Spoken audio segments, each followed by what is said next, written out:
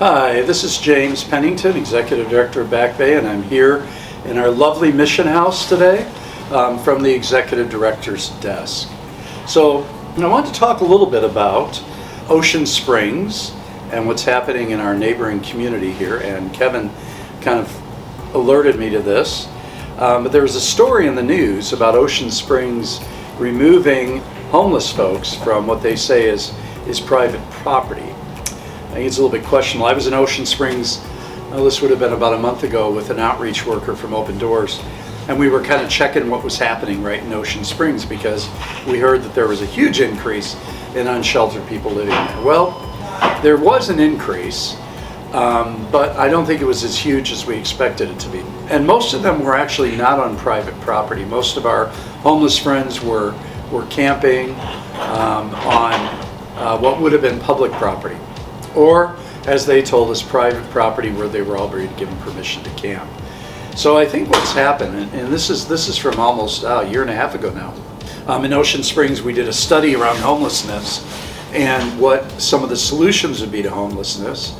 And in the beginning, most of the individuals that were there at this kind of conglomerate on homelessness said, we need to take the electric plugs off the side of buildings so those people can't plug their phones in, and we need to take benches out so those people can't sleep on benches. And it was always kind of those people, and we tried to reframe it and say, these are unsheltered people, these are unsheltered friends, these are people that we care about, they're us, we're them. And so finally, by the end of the 6-month process, we came up with a pretty good plan to, quote, address homelessness. I think they said solve, we said address homelessness in Ocean Springs, which is a bougie seaside community here that's been one of the top 10 beach towns for the last number of years. And what we suggested was that they have some sort of space with a few beds and with resources and with individuals that could work with people to get them off the streets. That never happened, but what seems to have happened now is that the police department and others are going out and removing the tents of unsheltered people so they have nowhere to stay, and also moving them off of private and public property. So I think the ultimate challenge here for all of us, whether we live here in Mississippi or another city, is when we remove our homeless brothers and sisters, our siblings, from their campsites, we're taking away their living quarters.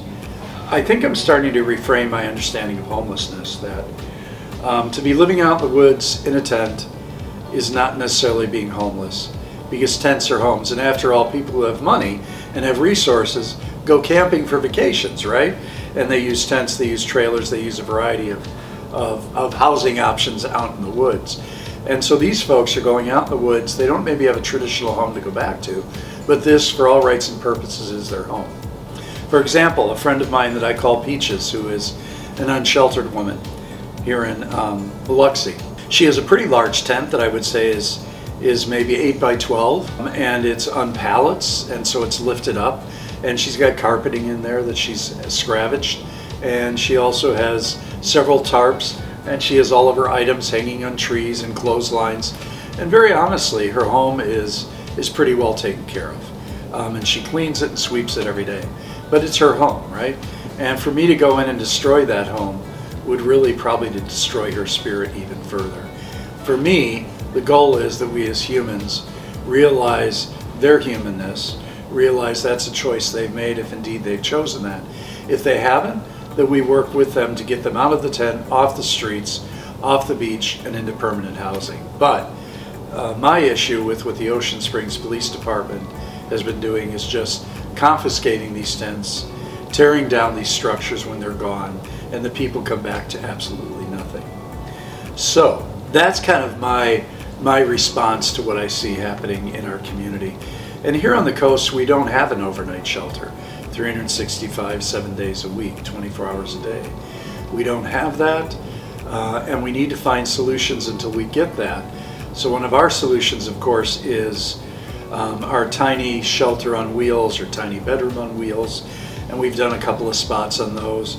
We're also thinking about potentially tiny homes with plumbing, with kitchens, eventually, that folks can live in that are unsheltered as we transition them onto more permanent supportive housing. So in your own community, as you see unsheltered folks, maybe think about the fact that maybe they do have a home to go to, but maybe it's a tent. And what a tragedy it is to tear down their current housing so that it's going to make it more difficult for them to move forward. So appreciate you being a part of this discussion today. And if you have any reflections or response to this, please let me know. As always, we thank you for being a part of Back Bay Mission and the work that we do here.